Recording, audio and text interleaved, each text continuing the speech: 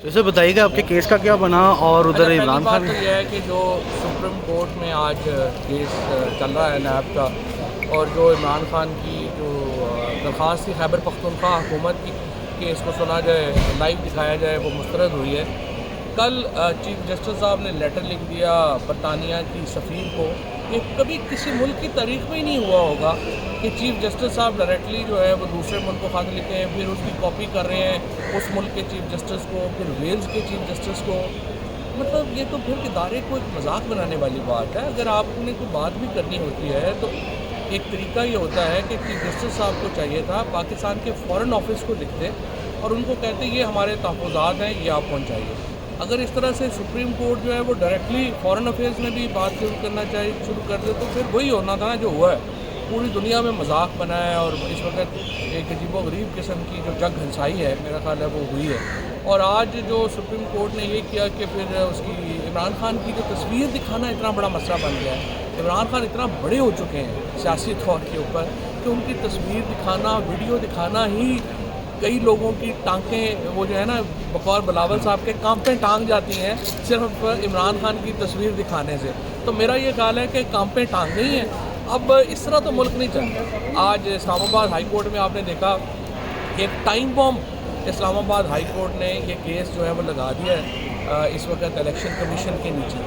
और जो ही पूरे मुल्क में भी ये तय हो जाएगा जो इधर तय हो रहा है, जो ही फॉर्म 45 और 47 की बुनियाद तय हो गई जो इन केसेस में तय हो जानी है, तो आप देखेंगे कि इलेक्शन कमीशन पूरा भाग से उड़ जाएगा।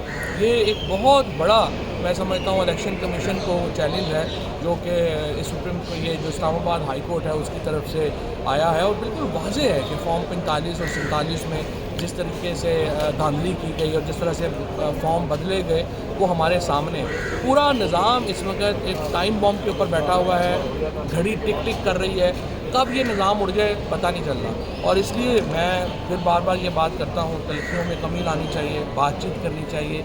इमरान खान के बगैर तो पाकिस्तान नहीं चल सकता। इमरान खान के बगैर पाकिस्तान चलाना तो ऐसे ही है जैसे आप कहें कि हिंदुस्तान जो था वो जिन्ना और गांधी के बगैर उसकी जो फ्यूचर है वो तय कर लिया जाए, मुमकिन नहीं है। इमरान खान कितने इस वक्त कद है उनका इस वक्त कि उनको आपको शामिल करना पड़ेगा किसी भी जो मसला है उसमें और उसके हल में। चौधरी साहब, क्या चीफ जस्टिस पाकिस्तान को एतमाद नहीं है अपने इदारों पे जो वजारत खारजा को ख़त लिख देते बजाय डायरेक्ट लिखती है?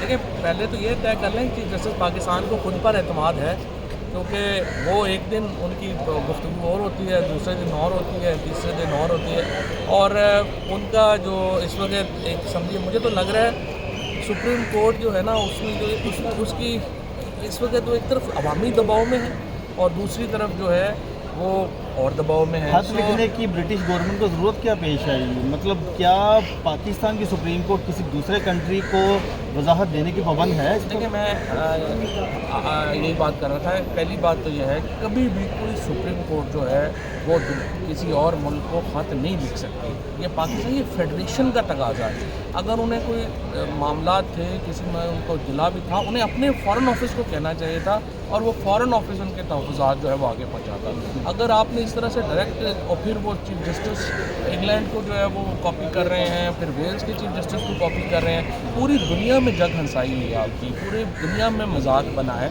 और आपने देखा बरतानवी जो हुकूमत है और जो सफारत खाना है उन्होंने उसका जवाब देना भी पसंद नहीं किया। तो आप कभी भी इस तरह नहीं करते कि आप डायरेक्टली जो है वो इस तरह से ख़त लिखने शुरू करते हैं। और इस वक्त एक जिस तरह हम पंजाबी में लफ्ज़ है उसका अंग्रेज़ी और उर्दू तर्जुमा शायद मुमकिन नहीं है, वो कहते हैं पौंथर गए, ये पौंथर चुके हैं। अब मुझे नहीं पता इसको अंग्रेज़ी में उर्दू में कैसे आप तर्जुमा करेंगे, लेकिन इस वक्त जो चलाने वाले हैं वो पौंथरे हुए हैं, समझ नहीं आ रहा कि करना क्या है। और इमरान खान इतने बड़े हो गए हैं। इमरान खान की आज देखिए पाकिस्तान में वही हैसियत है जो गांधी जी की और कायद-ए-आज़म मोहम्मद अली जिन्ना की हिंदुस्तान के फ्यूचर के लिए।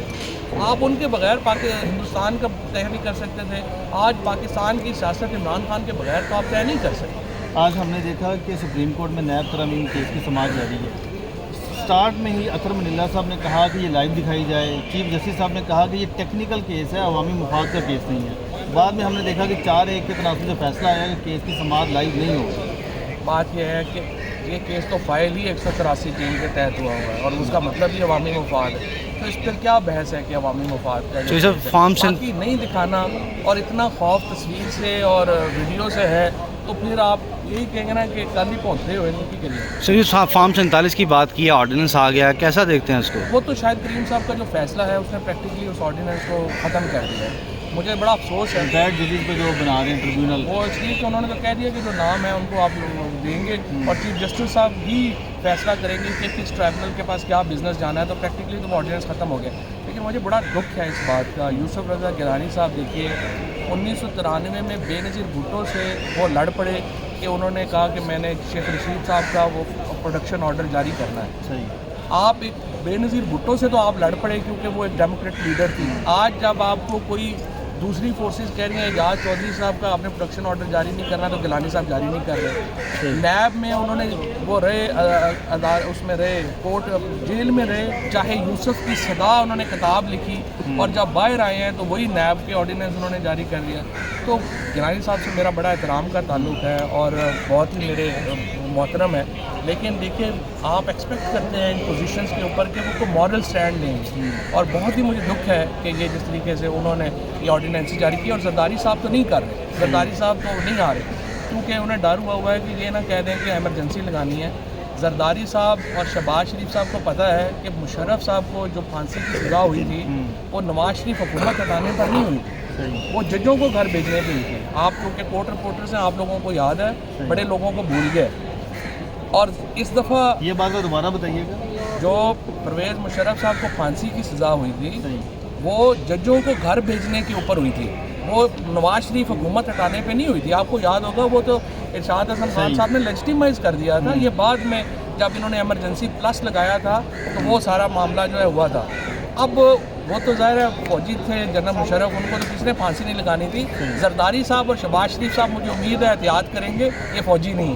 ٹھیک ہے، آخری بات یہ بتائیے گا کہ سائفر کیس کا فیصلہ آنے جا رہا ہے، کیا لگتا ہے آپ کو کہ وہ جج بھی سماعت سے انکار کر دیں گے یا پھر کہانی کیا بنے گی؟ اصل میں ایشو یہی ہے کہ جو اس وقت آپ کتنا ڈیلے کر لیں گے. عمران خان کو آپ نے 13 مہینے جیل میں رکھ لیا ہے، آپ 6 مہینے اور رکھ لیں گے، آپ 8 مہینے اور رکھ لیں گے. کس طرح رکھیں گے؟ یہ کیسز جو ہے یہ تو سارے بھونگیاں ہی ہیں نا، کیسز تو نہیں ہیں. تو آپ جتنی دیر ان کو اندر رکھیں گے پرابلم جو ہوتا ہے، دیکھیے آپ کا قد نیچے جا رہا ہے یا اوپر جا رہا ہے. اس حکومت کے پاس کوئی ڈیلیوری نہیں ہے. اس میں ابھی آنا ہے آپ کا بجٹ آنا ہے، بجٹ میں اور ٹیکسز آنے ہیں، گورننس ہے نہیں.